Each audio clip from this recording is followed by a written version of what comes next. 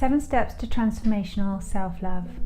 Hello beautiful you, I'm Tara Love Perry, spiritual teacher, psychic and self-love expert, and this is step number 5 to transformational self-love out of 7 steps. So step 5 to transformational self-love is being able to love everything.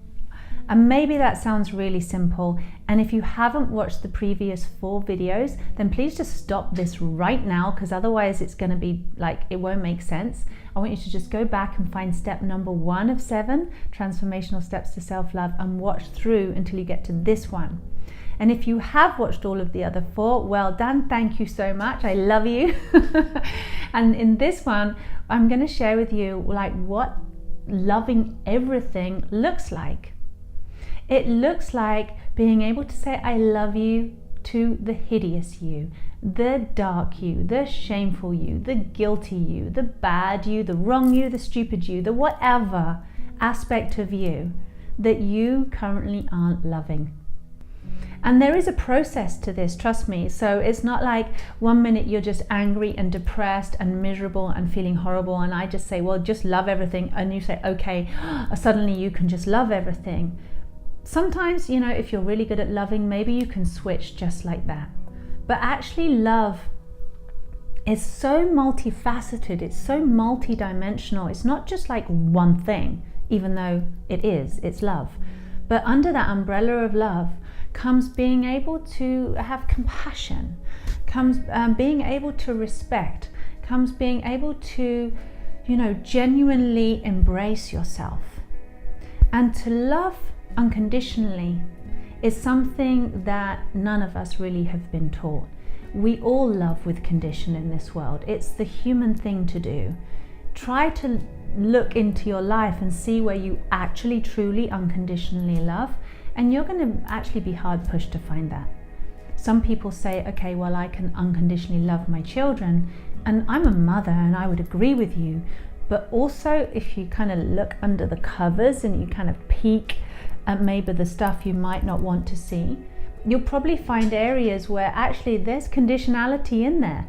Like, I love my kids if and when they're this, or I'm able to feel that love when actually all my needs are met and I'm happy. Because if you're not in a loving, happy state, I can guarantee you're not going to be giving other people your unconditional love and happy state. You're going to be giving them love that's loaded with whatever's being ignored or denied in you. Does that make sense? It's like, I love you, but actually I'm really needy and trying to demand something from you without saying anything. I'm trying to cover that part up.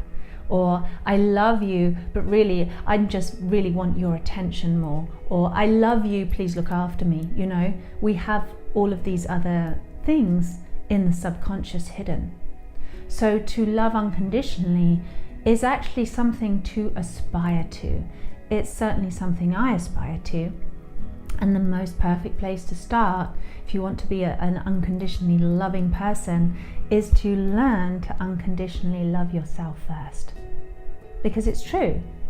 When you unconditionally love yourself, only then do you really understand what unconditional means, and only then do you really understand what love means. And instead of trying to give everybody else love, and you haven't actually tasted it for yourself and put it into practice to see how it actually feels, then chances are we're going around, or you're going around trying to give something to people that maybe they don't really want, or maybe it's got a bit of a sour taste to it because it's not all genuine love. There's some sneaky other thing that's got in there without you really realizing. So hopefully that makes sense, that if you want to love others, you actually first have to unconditionally love yourself, and that's a process. It's not going to happen overnight just like that, but it is something that you can practically achieve. And let me just give you a little hint. The way to love is through humility.